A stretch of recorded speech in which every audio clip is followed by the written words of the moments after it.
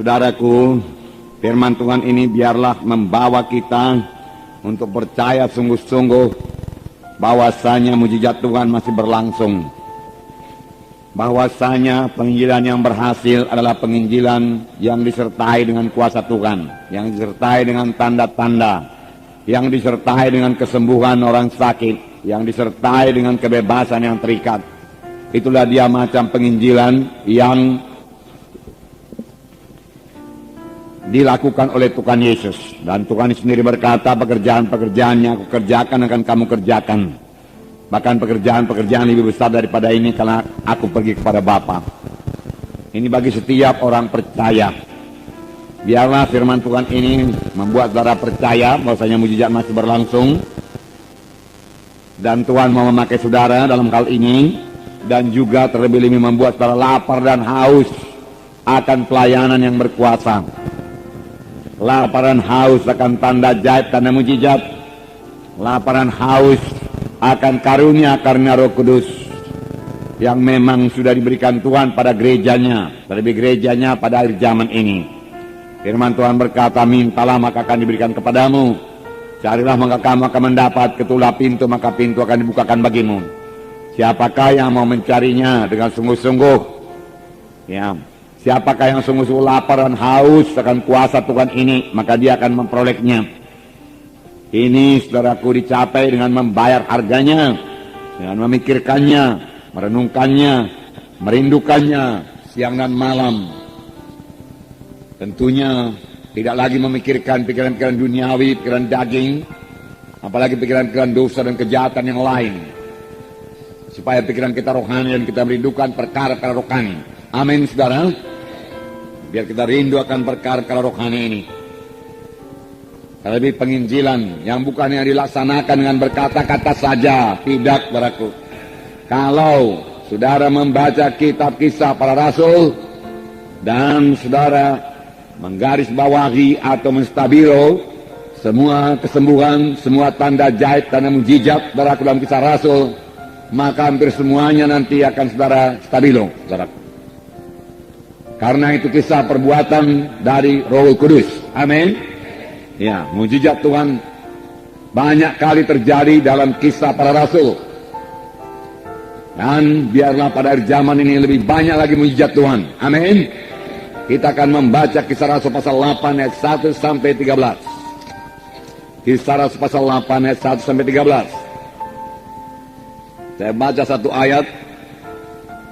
Satu ayat, 1A, 1B yang mula-mula ini. Kemudian baca ayat selanjutnya sampai 13 saja, sampai 13. Amin. Saulus juga setuju bahwa Stefanus mati dibunuh. Pada waktu itu mulailah penganiayaan yang hebat terhadap jemaat di Yerusalem. Mereka semua kecuali rasul-rasul tersebar ke seluruh daerah Judea dan Samaria.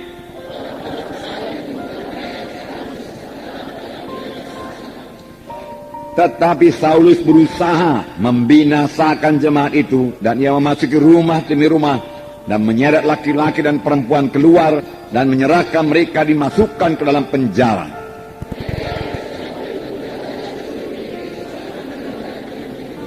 Dan Filipus pergi ke suatu kota di Samaria dan memberitakan Mesias kepada orang-orang di situ.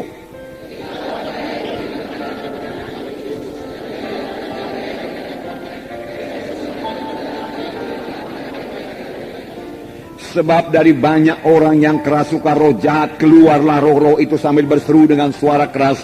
Dan banyak juga orang lumpuh dan orang timpang yang disembuhkan. Seorang yang bernama Simon telah sejak dahulu melakukan sihir di kota itu dan menakjubkan rakyat Samaria, serta berlagak seolah-olah ia seorang yang sangat penting.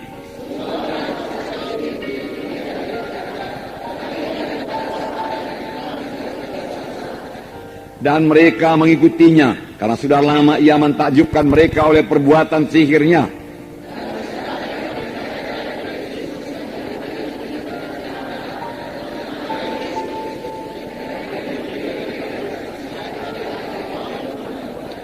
Simon sendiri juga menjadi percaya Dan sesudah dibaptis, ia senantiasa bersama-sama dengan Filipus dan takjub ketika ia melihat tanda-tanda dan mujizat-mujizat besar yang terjadi.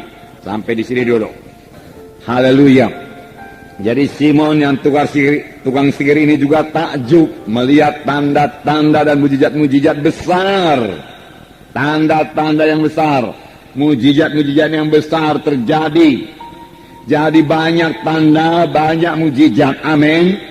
Banyak penyataan-penyataan Roh Kudus harus terjadi dalam pelayanan kita. Pelayanan Filipus ini juga dikatakan mereka mendengarkan firman Tuhan. Tetapi mereka bukan hanya sekedar mendengar saja, mereka juga melihat tanda-tanda yang diadakannya. Setelah mereka mendengar firman Tuhan dan melihat tanda-tanda yang diadakannya, tanda mujizat yang tidak bisa dilakukan dengan kekuatan manusia, mereka dengan bulat hati menerima apa yang diberitakannya itu.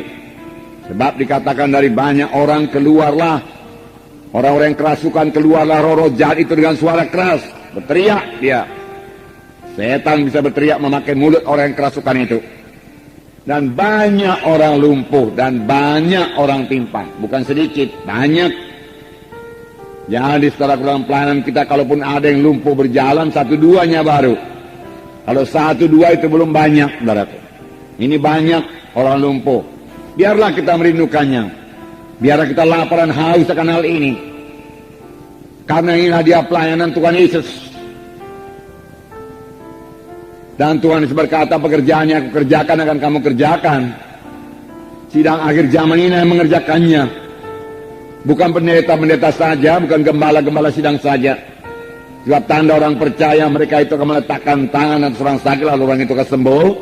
Dan mereka itu akan mengusirkan setan dalam nama Yesus. Dan setan bisa tunduk dalam nama Yesus. Nah, saudara, setan bekerja sepanjang zaman. Dalam pelajaran-pelajaran kita yang lalu, kita telah melihat bahwasanya setan berusaha menghancurkan gereja pertama. Setan tidak peduli walaupun gereja itu masih sangat muda. Lebih cepat dihancurkan lebih baik. Itulah dia setan. Ya, pada waktu terjadi mujizat Tuhan, orang lumpuh disembuhkan, saudaraku. Kemudian mereka mengancam rasul-rasul dan berkata kepada Petrus dan Yohanes, jangan lagi mengajar dalam nama Yesus. Kami tangkap engkau. Kami punya kuasa menangkap engkau. Kalau engkau mengajar lagi dalam nama Yesus, diancam. Tetapi ancaman ini bukannya menakutkan rasul-rasul, tetapi bahwa mereka berdoa dengan sungguh-sungguh dan berserah hati berdoa, sehingga saudaraku, gereja pertama bertumbuh dengan cepat dan kuasa dan mujizat Tuhan bertambah-tambah lagi dinyatakan. Amin, saudara. Firman Tuhan mengatakan demikian. Kemudian minggu yang lalu kita melihat setan berusaha lagi, saudaraku, merusakkan sidang dari dalam, yaitu melalui penipuan Ananias dan Sapira. Tetapi Petrus yang penuh dengan Roh Kudus mengetahui apa yang terjadi. Karunia perkataan pengetahuan bekerja. Jika Petrus mengetahui, Ananias kasih tahu, betulkah sekian harga tanah itu? Ananias berkata betul. Tapi nyatanya Ananias, saudaraku, berdusta, berbohong. Ananias tidak mengatakan yang sebenarnya. Itu namanya dusta, itu bohong. Saya katakan pada hari Minggu itu, janganlah ucapan kita, saudaraku, memberikan kesan yang lain daripada keadaan yang sebenarnya. Amin. Memberikan kesan yang lain. Hati-hati berkata-kata, supaya kita berkata-kata dengan tepat. Jangan membela diri. Kadang-kadang kita ucapkan satu-satu perkara itu sedemikian rupa karena ada kekurangan kita, tetapi kita tidak mau supaya orang lain mengetahui kekurangan kita. Oleh sebab itu kita ubah sedikit ceritanya, supaya kelihatan kita tetap bijaksana, kita tetap berkemenangan. Walaupun ceritanya hampir-hampir sama, tapi tidak sama. Tapi kita memberikan kesan kepada orang itu, bukan kesan yang sebenarnya terjadi, lain daripada kejadian sebenarnya. Ini juga berdusta. Harap bertobat, bukan harap bertobat, harus bertobat. Amin. Kalau kita mau dipakai Tuhan, kalau sidang mau bertambah-tambah suci, Tuhan Yesus dengan tegas berkata, hendaklah engkau berkata ya di atas yang ya dan tidak di atas yang tidak. Tuhan tidak bisa memakai pendusta-pendusta untuk melayani, saudara. Setan akan menuduh. Kita mau Roh Kudus bertambah-tambah luber. Kita harus benar di hadapan Tuhan, amin. Dan sesudah Ananias dan Safira menerima hukumannya, setan barangkali berpikir sidang ini akan terpecah belah. Tapi nyatanya tidak. Sidang bertambah-tambah suci. Dan karena sidang bertambah-tambah suci, sidang bertambah-tambah kudus, kuasa Tuhan bertambah-tambah lagi dinyatakan. Bertambah-tambah lagi dinyatakan. Mujizat-mujizat terjadi dan banyak orang yang diselamatkan. Dalam Kisah 5 ayat 12 saya bacakan kepada saudara. Kisah 5 ayat 12. Dan oleh rasul-rasul diadakan banyak tanda dan mujizat di antara orang banyak. Semua orang percaya selalu berkumpul serami Salomo dalam persekutuan yang erat. Jadi bukan berpihak-pihak mereka, dalam persekutuan yang erat. Amin. Nah, milikilah persekutuan yang erat satu sama lain. Persekutuan yang erat. Dalam satu sidang harus ada persekutuan yang erat. Harus bersehati. Dan sidang itu bisa diberkati Tuhan. Amin. Rumah tangga yang bersehati adalah rumah tangga yang diberkati Tuhan. Amin. Suami istri yang bersehati adalah suami istri yang diberkati Tuhan. Amin. Doa dua orang yang bersehati didengarkan Tuhan. Amin. Oleh sebab itu biarlah sidang belajar bersehati. Bersehati. Ayat 14. Dan makin lama makin bertambahlah jumlah orang yang percaya kepada Tuhan, baik laki-laki maupun perempuan. Nah, langkah baiknya ini, ya. Bahkan mereka membawa orang-orang sakit keluar ke jalan raya dan membaringkannya di atas balai-balai dan tilang, supaya apabila Petrus lewat, setidak-tidaknya bayangannya mengenai salah seorang dari mereka.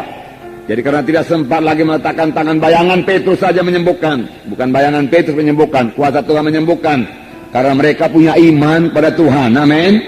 Dan bayangan Petrus itu hanya sebagai point of contact saja, ya. Mereka sembuh. Ayat 16. Dan juga orang banyak dari kota-kota sekitar Yerusalem datang berduyun-duyun dan membawa orang-orang yang sakit dan orang-orang yang diganggu roh jahat. Ada yang sakit, ada yang diganggu roh jahat. Jadi ada roh jahat mengganggu, hati-hati, ya. Kalau saudara rasa-rasanya kurang sehat, ya, kurang enak, saudara, ya, boleh jadi itu gangguan roh jahat. Usirkan dalam nama Yesus. Saudara tidak suka cita sebagaimana biasa, ya, dan mau marah, ya. Ada gangguan roh jahat, biarlah kita awas-awas, waspada, amin. Di sini dikatakan mereka membawa orang-orang sakit dan orang-orang yang diganggu roh jahat. Diganggu roh jahat. Ada diganggu, ada dirasuk. Bermacam-macam pekerjaan setan ini. Kalau dirasuk itu sudah dikuasainya. Tetapi saya katakan minggu yang lalu bahwasanya anak-anak Tuhan tidak bisa dirasuk. Haleluya. Ya. Maka sebaliknya anak-anak Tuhan punya kuasa mengusir setan dalam nama Yesus. Dan harus berkata tidak kepada dosa. Amin. Puji Tuhan. Dan mereka semua, betul? Semua? Semua. Bagaimana? Disembuhkan. Dan mereka semua disembuhkan. Lihatlah itu. Banyak apa tidak tanda ajaib mujizat? Banyak. Ya, jangan berpuas, 1-2 sembuh, jangan berpuas. Banyak, banyak. Mari kita rindukan ini, saudaraku. Rindu akan tanda ajaib, tanda mujizat. Saudara, lalu mulut-mulut pengkritik itu akan bungkam semua kapan dia lihat tanda ajaib, tanda mujizat. Kita bukanlah orang yang mau bersoal jawab, berdebat-debat, saudaraku. Kita perlu menyatakan tanda ajaib, tanda mujizat, membuktikan bahwasanya Yesus hidup dan dia bangkit daripada kematian dan dia bekerja. Amin. Saudara bisa melaksanakannya, saudaraku. Nah, saudara, dari ini setan mengganggu, ya. Dia mau merusak sidang dari luar, dari dalam, dia mau hancurkan. Oh, setan mulai jadi berpikir orang tidak akan berani lagi mengikut Tuhan Yesus. Tapi nyatanya tidak demikian. Aniaya tidak bisa membinasakan tubuh Kristus. Amin. Tidak bisa. Ya, selama sejarah pun mulai pada gereja pertama, saudaraku, kalau ada aniaya, saudaraku, sidang Tuhan bertumbuh dengan pesat. Amin. Walaupun pertumbuhan sidang, saudaraku, tidak bisa dikatakan sepenuhnya karena aniaya. Ya, kalau kita, saudaraku, ya, memenuhi, saudaraku, apa yang dikatakan firman Tuhan, seperti memiliki kuasa dan tanda ajaib, memiliki kasih, hati yang tergerak oleh belas kasihan, beban kepada jiwa yang terhilang, sidang bersatu dan bersehati, bergerak bersama-sama memberitakan Injil dengan kuasa dan tanda ajaib padaku. Dan kemudian hasil penginjilan itu kita muridkan dengan sungguh-sungguh, maka sidang juga akan bertumbuh secara luar biasa. Amin. Ya. Nah, Saulus, saudaraku, dari Tarsus yang pada waktu itu menjadi alat setan, ya, dia sudah berguru kepada Gamaliel, ya, menjadi alat setan, memimpin penganiayaan ini. Dia menangkap laki-laki dan perempuan, saudaraku. Secara manusiawi saja, saudaraku, ya, kalau melihat seorang perempuan, saudara, yang berdoa, yang beribadah kepada Tuhan, masa akan ditangkap dan dimasukkan dalam penjara. Tapi firman Tuhan kisah 8 mengatakan laki-laki dan perempuan. Benar, saudara? Ya, ditangkap dan dimasukkan dalam penjara. Dan anak-anak Tuhan semua tersebar, kecuali rasul-rasul. Sungguh ini penganiayaan yang sangat kejam. Sangat kejam. Kecuali rasul-rasul tinggal di Yerusalem. Laki-laki dan perempuan ditangkap dan dimasukkan dalam penjara. Dalam penjara. Nah, ini kelihatannya, saudaraku, Saulus berhasil, sidang berhasil dicerai-beraikan. Setan boleh jadi, saudaraku, ketawa-ketawa melihat ini, bergembira melihat ini, saudara. Tetapi kuasa Tuhan tidak berubah. Apa yang kelihatannya kemenangan bagi setan, kalau anak-anak Tuhan tetap setia kepada Tuhan, menjalankan perintah Tuhan, bersekutu dengan Roh Kudus, hidup benar, hidup suci, maka kekalahan bisa diubahkan Tuhan jadi kemenangan. Amin.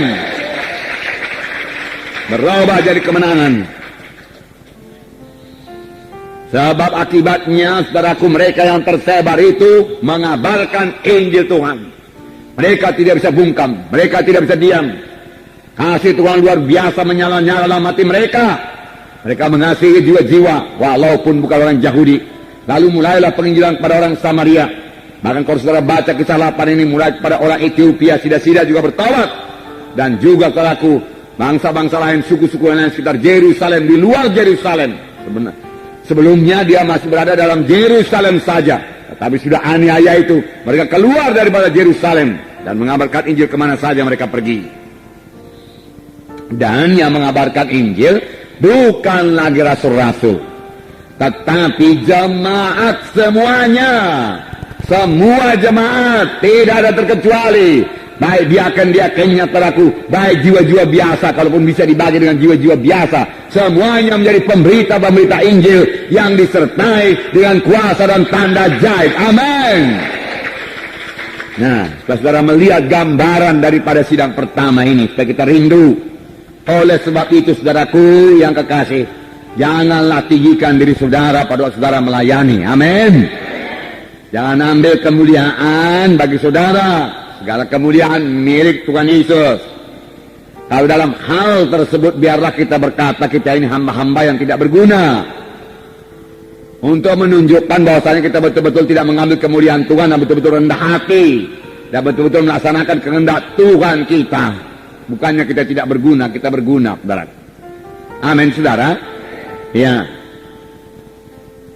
Tetapi kita harus memiliki roh pelayan yang sedemikian rupa, yang sedemikian merendahkan diri dan tidak mau menonjolkan diri, sehingga Yesus betul-betul kelihatan. Kita berkata kita ini hamba-hamba yang tidak berguna. Kami hanya melakukan apa yang patut kami lakukan saja, dan kita pun memang betul demikian, karena kita hanya bisa melayani dengan kuasa Tuhan. Kalau Tuhan tidak mengurapi, tidak memakai, kita tidak bisa berbuat apa-apa. Amin. Haleluya. Nah, puji Tuhan, saudaraku. Nah, saudara yang kasih dalam nama Yesus. Dan ketika orang banyak itu mendengar pemberitaan Filipus, tentu Filipus bicara, ya, memberitakan firman Tuhan, memberitakan adalah Mesias, dan melihat tanda-tanda yang diadakannya. Inilah yang kurang. Kalau Marjamita semua sudah hebat, tanda-tandanya mana? Mujizat-mujizatnya mana? Rindukanlah itu, amin. Ya. Rindukan. Harus ada tanda-tanda, harus ada mujizat-mujizat. Ini karena kita melayani, saudaraku, diantara ya yang sudah Kristen tapi belum lahir baru, ya sudah biasa diajari sopan kalau mendengarkan firman Tuhan, ya. Tetapi kalau saudara nanti pergi pada orang yang belum Kristen, saudaraku, mereka tuntut tanda mujizat. Mengapa? Karena dukun-dukun mereka pun bisa menyembuhkan. Jadilah orang-orang rohani, saudaraku, yang penuh dengan kemurahan Tuhan, yang penuh dengan kasih Tuhan, yang penuh dengan kerendahan hati. Karena kesombongan pun, saudaraku, Tuhan tidak akan memakai saudara.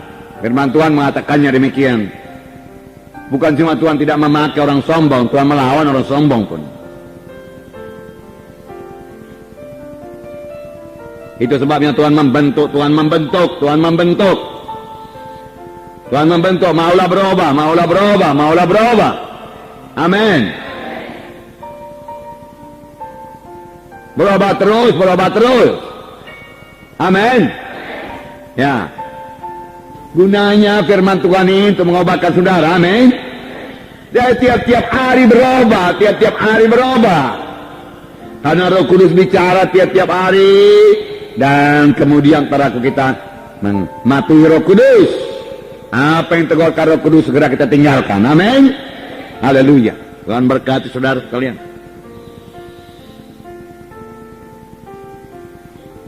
Jadi dalam pelayanan Filipus ini terjadi tanda ajaib, rasukan setan bebas, bebas.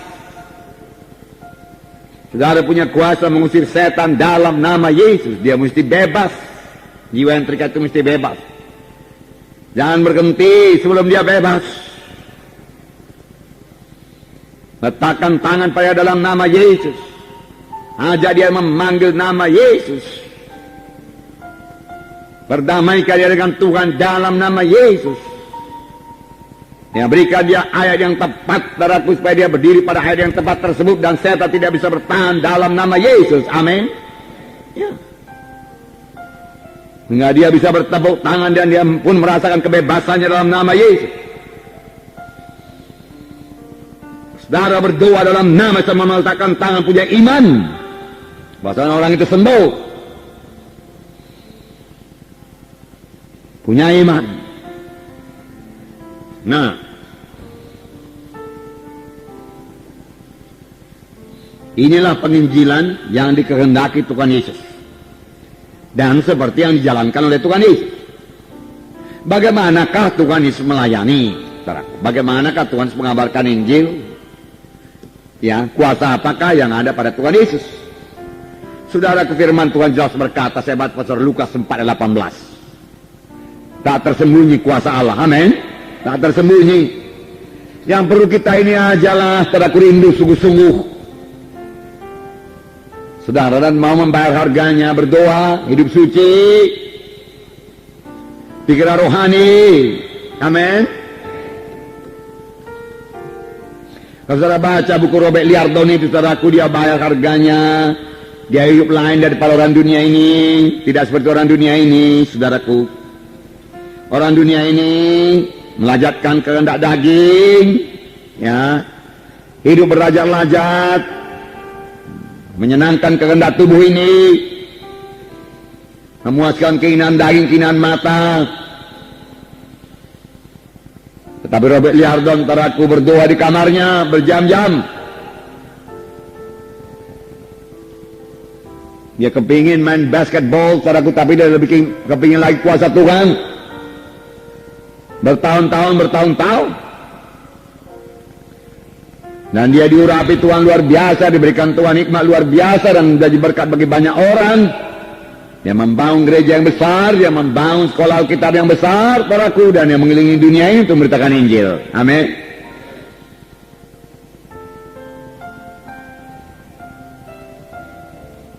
Siapa yang mau bayar harganya, saudaraku?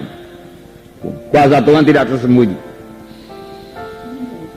Lukas 4:18, roh Tuhan ada padaku, Oleh sebab ia telah mengurapi aku untuk menyampaikan kabar baik pada orang-orang miskin, dan ia telah mengutus aku untuk memberitakan pembebasan kepada orang-orang tawanan dan penglihatan bagi orang-orang buta, untuk membebaskan orang-orang tertindas, untuk memberitakan tahu rahmat Tuhan telah datang. Nah, Tuhan Yesus mengatakan, aku melayani bukan dengan kekuatanku, bukan dengan kehendakku, aku melayani dengan kehendak Bapakku. Nah, Roh Kudus ada pada aku dan ia mengurapi aku. Dengan urapan Roh Kudus dikatakannya, aku menyampaikan kabar baik. Aku tidak mau bicara tanpa urapan Roh Kudus. Dengan urapan Roh Kudus, aku melepaskan orang terikat, aku membebaskan yang tertawan. Dengan urapan Roh Kudus aku memberi penglihatan kepada orang buta, buta badani, buta rohani, dia katakan. Dengan urapan Roh Kudus aku membebaskan orang tertindas, bebas daripada kutuk dosa. Dengan urapan Roh Kudus memberitakan tahu rahmat Tuhan telah datang. Genaplah nasib. Amin, saudara. Jadi kuncinya apa? Urapan Roh Kudus. Roh Kudus yang sama yang mengurapi Yesus, Roh Kudus yang sama mengurapi saya, mengurapi saudara sekarang ini. Roh Kudus yang sama, bukan yang lain. Berarti saudara boleh kepadaku memberitakan Injil, boleh membebaskan yang terikat, amin, melepaskan yang tertawan, amin, dengan urapan Roh Kudus. Tapi apakah saudara penuh dengan Roh Kudus? Apakah saudara patuh kepada Roh Kudus? Apakah saudara bersekutu dengan Roh Kudus? Itu kuncinya sekarang. Tuhan Yesus berkata, apa yang kukatakan kepadamu kan berasal daripada Bapakku. Apa yang kudengar dikatakan Bapa, itu kusampaikan kepadamu. Intim apa enggak persekutuan dengan Bapa? Intim. Ya, mendengar kata demi kata. Apa yang dikatakan Bapa kukatakan kepadamu. Apa yang kudengar dari Bapa kuberikan padamu. Aku mengerjakan pekerjaan Bapa, dan dia dalam keadaan tubuh manusia. Sehingga pelayanan 3,5 tahun sangatlah berhasil, saudara. Itu sebab Yesus mengabarkan ini dengan kuasa. Orang buta melihat, orang timpang berjalan, saudara, orang tuli mendengar, yang kusta sembuh, yang mati dibangkitkan. Dia bersekutu dengan Bapaknya. Pada Tuhan ribut datang, Bapaknya berkata, berhentikan yang ribut ini. Pada waktu mereka tidak mempunyai makanan, Bapaknya berkata, engkau gandakan roti ini. Payahkah itu, saudaraku?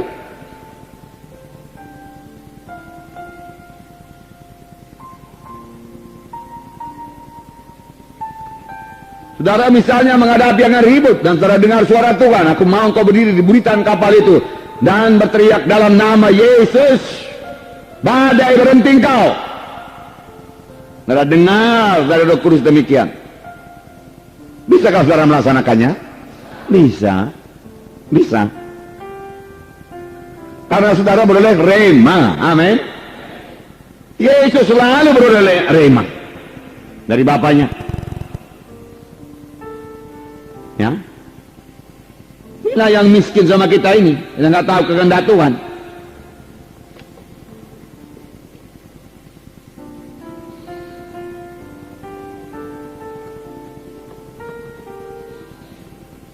Beberapa pengusaha-pengusaha Kristen yang kaya, dia mendengar suara Tuhan waktu sebelum krisis ekonomi, ya. Tuhan berkata, tukarkan semua uangmu kepada dolar. Dia tukarkan, dan dia menjadi kaya 3 kali lipat, 4 kali lipat.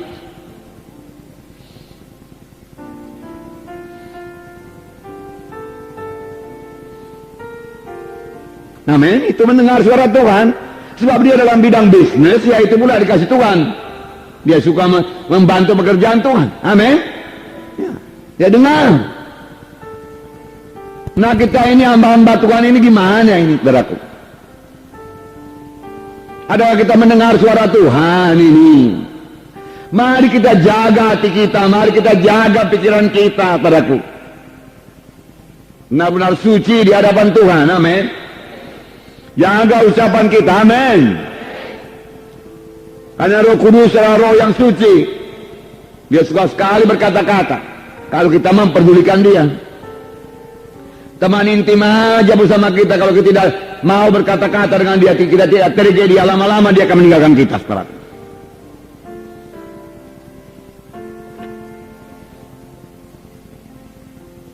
Nah, ini kuncinya Roh Kudus. Matius 4 lalu terjadi mujizat. Contoh-contohnya Matius 4. Matius 4 ayat 23. Saya bacakan. Yesus berkeliling di seluruh Galilea, Ia mengajar dalam rumah-rumah ibadat dan memberitakan Injil kerajaan Allah, serta melenyapkan apa? Segala penyakit. Amin. Bukan flu lenyap. Kalau kanker nggak lenyap. Sesak napas bebas. Ya. Tapi kalau penyakit apa hati nggak sembuh. Bukan demikian. Sama aja sama Tuhan. Di sini dikatakan serta melenyapkan segala penyakit dan kelemahan di antara bangsa itu.